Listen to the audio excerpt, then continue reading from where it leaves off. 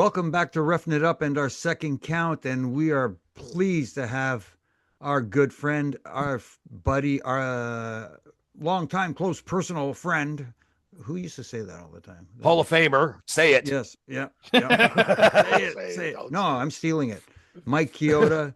And Mike, you know what? Here on Roughing It Up, we had a chance to talk about WrestleMania. It's been a little bit removed now. We've had some time to digest, but we never got a chance to talk to you about it. Overall thoughts? Any takeaways from Mania? Well, I got to watch most of the second Mania and the first Mania. I seen the triple threat and a couple other matches and stuff.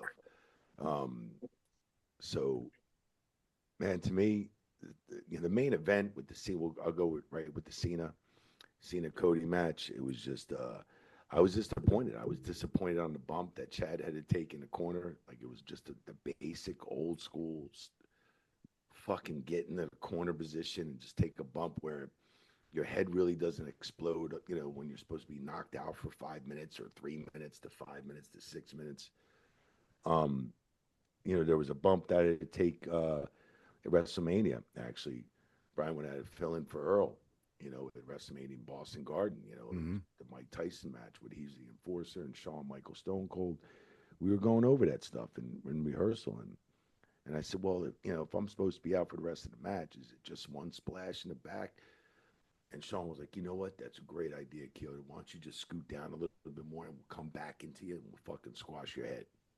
I was like, yeah, that should do it, and it worked. It looked better than just the one old school. And I even said that back then. And then, for Chad to sell that long, and then Cody had to sell it long on the guy's entrance, Travis Scott's entrance, man. I mean, I was like, oh my God. Hey, Mike, can I stop you real quick? Yeah. Real quick.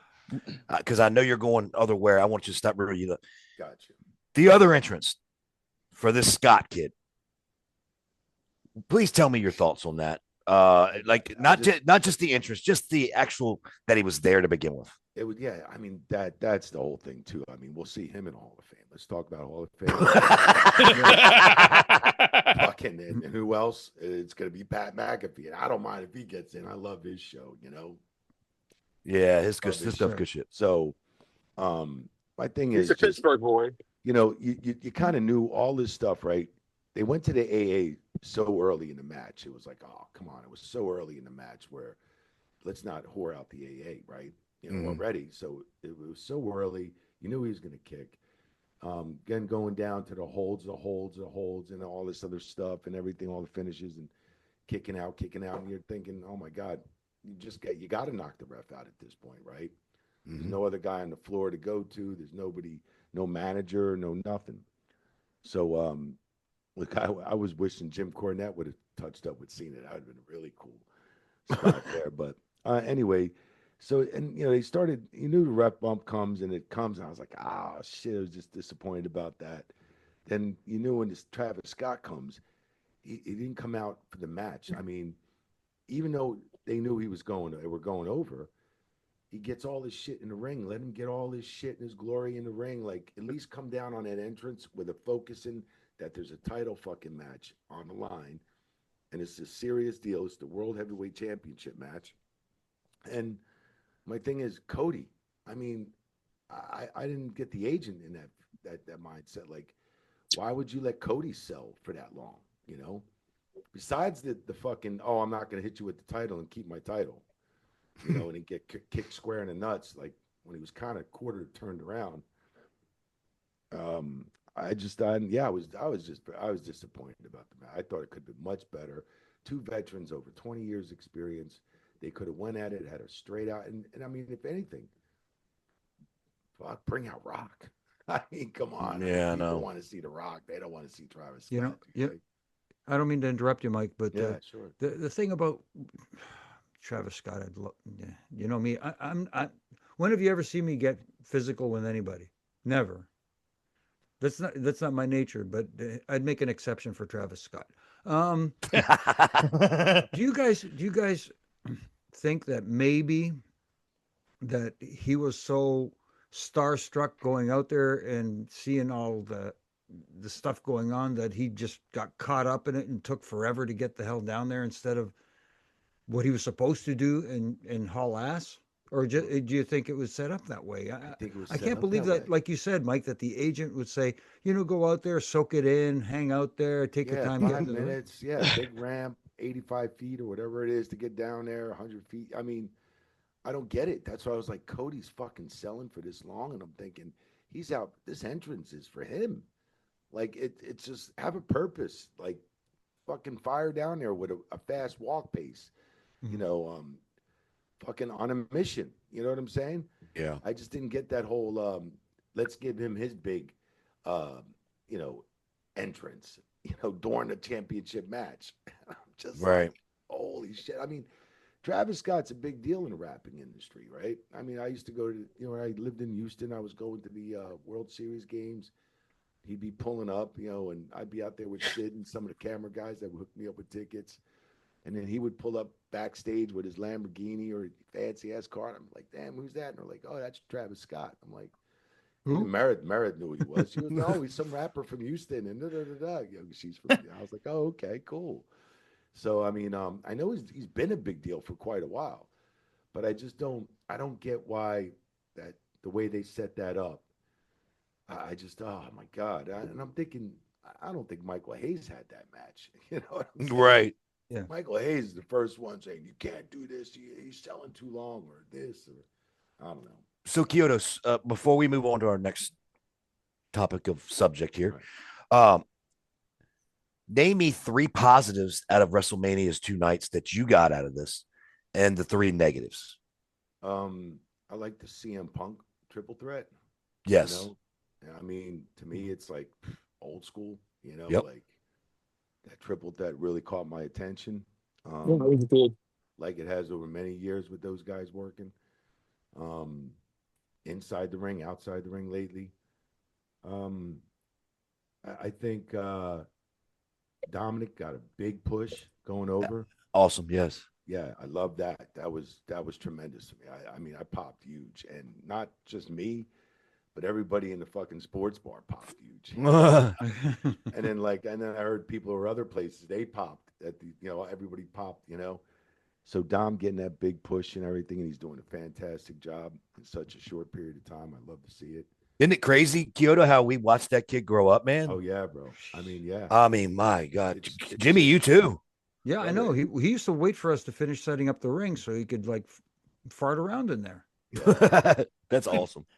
Just before I got let go, Don was traveling on the road with Ray a lot, right? So, and I just had my gear bag and my fucking Toomey backpack, and fucking Ray was, and as soon as I come back to grab my bags, like Dom's got my fucking carry on. I'm like, "Yo." I'm like, give me my shit, bro. He's like, no, I got it, Keeks. I'm like, no, give me my shit. Ray's like, no. He's like, he's got the bags. Oh, He's got the bags. I'm like, no, I can't. I've been carrying my bags for 30 something, like, here. So he's like, no, he's got the bags. So he was making Dom carry bags, like to the car, put him in the good for trunk, him. get him Good out. for I him. mean, Wow. just little shit like that. You know what I'm saying? Introducing himself, doing the right thing. And then just before you, boom, boom, boom, Dom's fucking, he's right there. So that's number 2. I mean, I wanted Jey Uso. I mean, what a push he's getting. Yep. I'm happy for them, man. Because And Gunther. yeah, and Gunther, I don't know if they're pushing him as hard as they should be by now. I thought he'd be really getting a huge push. You know what I'm saying? Like a big one, but I think they're taking their time with him for some reason. What do you think about that? What do you got? I mean, he's definitely lost some steam since his Mania loss. I mean, that's for sure. Right. And they're not doing much to put it back on him either. So no, I mean, I agree with you. I mean, last year you thought he was going to be, Yeah. and then boom. Gotcha. And he kind of, I was like, dog, they're going to take this year to maybe revamp him, do something real strong, and bring him back. And I didn't see anything like that. So Jimmy, I want to start you off with this because we've been going back and forth a little bit off air about this, and then we'll lead into another one. Is the days of no social media is gone. Back in the day, I'd love to see half you guys on social media during that Attitude Era, but the stuff that's going on between Ricochet and Evans there from NXT, man. I believe it was last week. It's got it kind of befuddles me a little bit, and it's probably even worse for you sometimes, I think, Jimmy. But do you think this is helping or hurting him? Ricochet, that is. Mm, I'm not a big fan of how some guys use social media. When you look at someone like a Drew McIntyre, for example, you look at Karrion Cross, you look at others like that. They're using social media to help further what they're doing, and not only that, what they do actually doesn't reflect poorly on the company. That being said, some Javon Evans got caught up in it because he got triggered. He's a young kid who, got his feelings hurt and started firing back at Ricochet, who was taking shots at him, of course. So Jimmy, real Uh, quick, yeah, do you know how this got started? Like what the reason was? I have no idea where it started, but I saw the little bit of the back and forth Well, between I them. saw that shit as well. But I'm just saying, Yeah, like, I don't know where it all. I don't know where the heat comes from, where it started, but Javon Evans. The only thing I'll say is he threw the one line out there, Crackhead? alluding. Yes, that was too much. That crossed the line, I think. I've never Because met a now, billionaire crackhead. yeah. So, Well, but that was quickly deleted, by the way. Morton yeah, Downey Jr. which is What'd you yeah, say? What'd you say, Kyoto? Morton Downey Jr. No, Well, no, well. not Morton Downey. The other one, Robert Downey. Robert Downey. Yeah. My fault. But Sorry. Ricochet, like I've seen some of his stuff on Twitter because after that I started, I took a peek in it to see, and the way he interacts with fans, it's like he's like he's high school, Mm-hmm. just and just playing. I mean, it's not like MJF. MJF like is a smarky. He's basically an ass, but he's an MJF. You know what I mean? He's not doing anything out of character. Whereas Ricochet's response to a lot of the fans and a lot of the people on social media is like, and he's telling people to fuck off and all this shit. And I'm like, Here's my you're still representing your company at the same time. I know you're trying to be smart ass. You're trying to get cute and get clicks on your social media, but there's a way to do it without sounding like you're a 14-year-old who just got pissed off because he got grounded for the weekend. Well, Jimmy, to that fact that you're saying, 100%. But here's my thing: AEW goes out of their way to act like they're a threat to WWE, but you have a guy fucking with their C program. So, are you really competing with WWE at this point? Because you're downplaying one of your. I mean, I think they feature him really well on AEW and a lot. And you're going to play down, according to the way you guys think you are, play down to an NXT talent. Makes no fucking sense to me. None. Zero. And the crackhead thing is stupid. And a crackhead's got a lot of money. That's all I can tell you. And you better hope he doesn't sue you for defamation of character. But anyway. So why is Ricochet in NXT anyway? Well, WWE treated him pretty bad on the way out, didn't they? What's the story behind that? Because I couldn't understand that either. Like, apparently his contract came up and they weren't going to renew him. And no, they did. My understanding is they did offer him a contract. He turned it down because he wanted to try elsewhere because he didn't feel like he was getting used to his fullest potential. And his wife left. And his wife left after that. Yeah. Okay. Right. And then all of a sudden, she burnt bridges by talking smack about the company. And Ricochet, the same sort of thing. Never shit on the place that let you go, because you never know when you're going to have to take a shit there again, because you might need their toilet, if that makes any kind of sense. Don't burn the hand that feeds you. And don't shit where you eat. Right. Exactly. Daniel, where are you at, man? Lost in Canada or what? No, I'm just I don't really. I mean, look, I don't know I don't follow it so much on social media to really comment. So all I know is, I mean, maybe they're friends and they're joking on each other just to do a Twitter war, just to get people to talk about both of them and their brands. I don't know, but it's it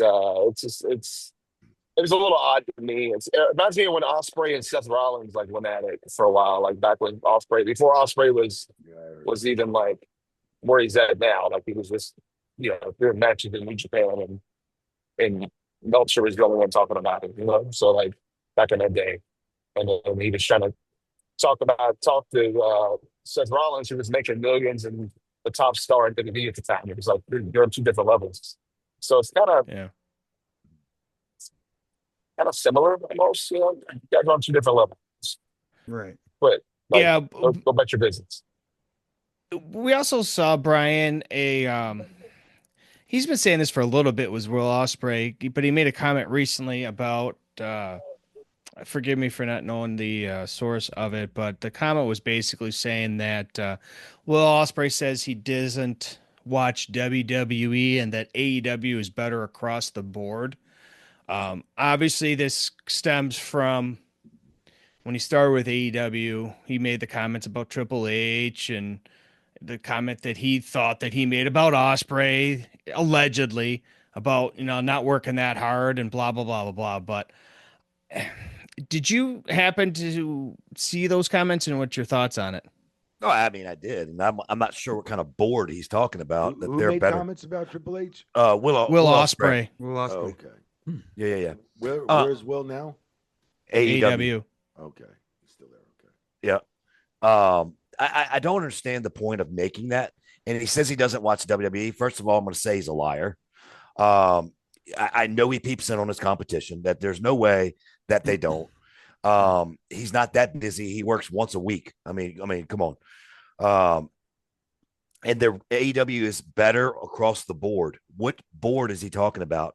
And honestly, what we just talked about, he hasn't even had the opportunity to shit in the toilet that he can't shit in ever again. So that's not really smart either. So I don't know. It's just senseless talk, jitter jabber. That means nothing. It's not going to make him any money. It's not going to help him in his career be further along. It's the childish things that people say in social media. They don't understand how it works. Social media can help you if you use it the right way. If you use it the wrong way, it could bury you in your future. So I don't see how this helps his future. I think he's the most very talented guy.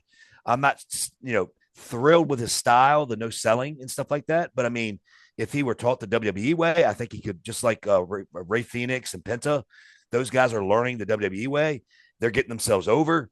I just think that somebody like Will Ospreay just is saying comments that just don't need to be said because they're not going to help him later. He's going to need WWE later. He's going to need them.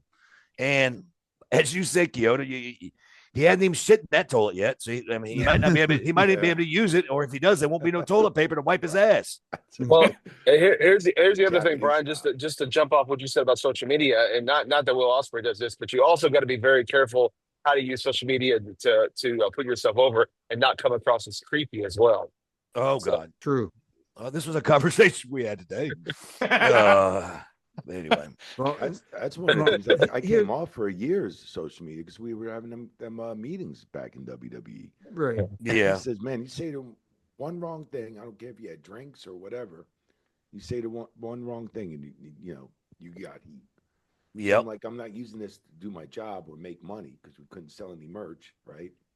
So I'm like, why the fuck just stay on it? Because I'd see the shit people would say. It was like fucked up, Yeah. So, the problem, Mikey, is there's a core of people out there on anti-social media that use it hiding behind a fake name and a Pokemon emoji as their Twitter picture. That's the truth. Profile pic out there who are just out there to stir shit.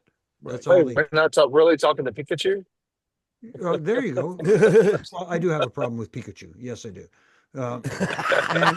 And that's all they do. They just want to stir the pot. They're idiots, and the other half are just mindless people who like drink Kool-Aid, right? And just say yes, whatever you say, fantastic, everything great, thank you very much. But as far as the Will Ospreay comments go, for me, I get it. You're trying to pump up your company. You're trying to put them over.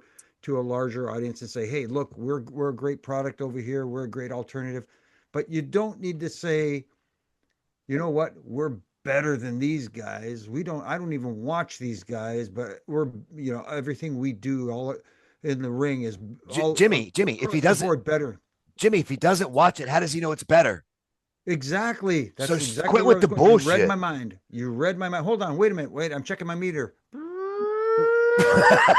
The Who was bullshit it? meter's in the red. The bullshit meter's in the red. Who was it that went on? Was it Buddy Murphy that was on Chris Van Vliet and said like all this tribalism? He's like it's dumb because we're all friends. Like we all root for each other. He goes, no, there's no, or was it, or maybe it was No, it was Buddy. It Charles. was Buddy. It was Yeah. Buddy.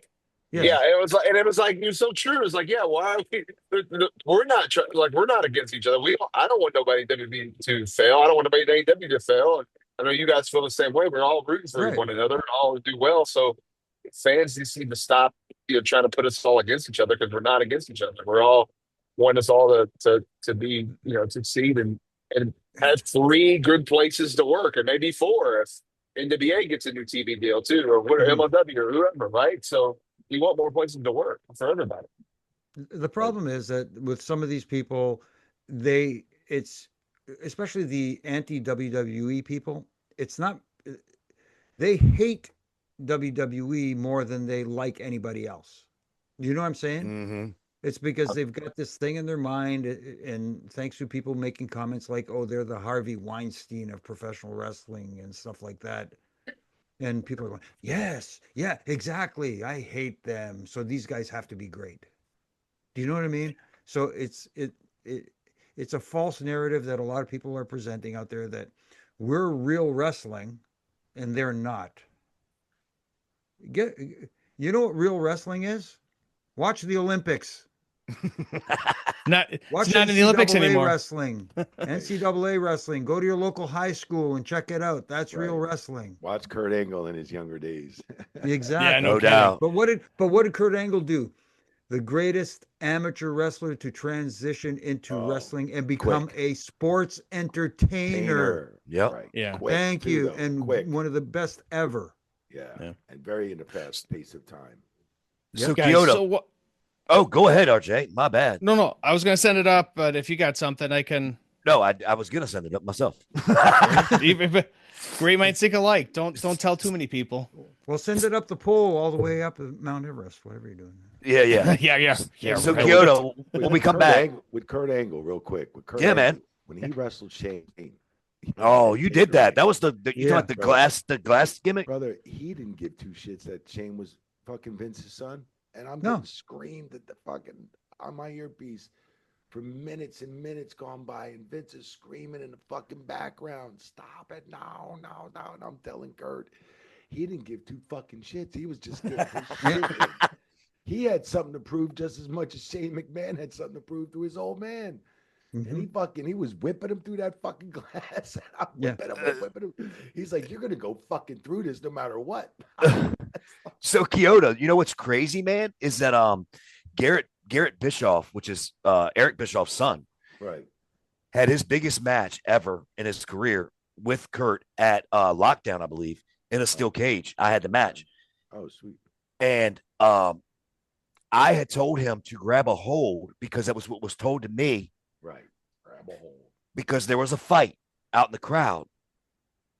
Kurt didn't give a shit. He said, "You know what?" He turned around and looked at me and he went, "All I'm gonna tell you is this: take that fucking earpiece out right fucking now."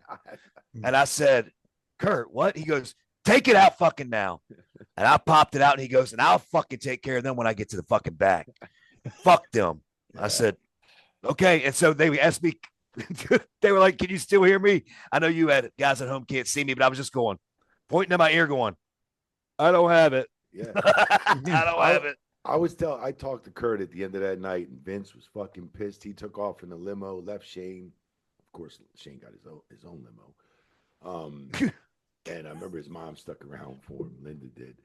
So, and I went to Kurt and I said, I was screaming right side of Kurt's ear. I was screaming, "Don't fucking do it again, Kurt. Don't fucking throw him through the glass. Stop." Right.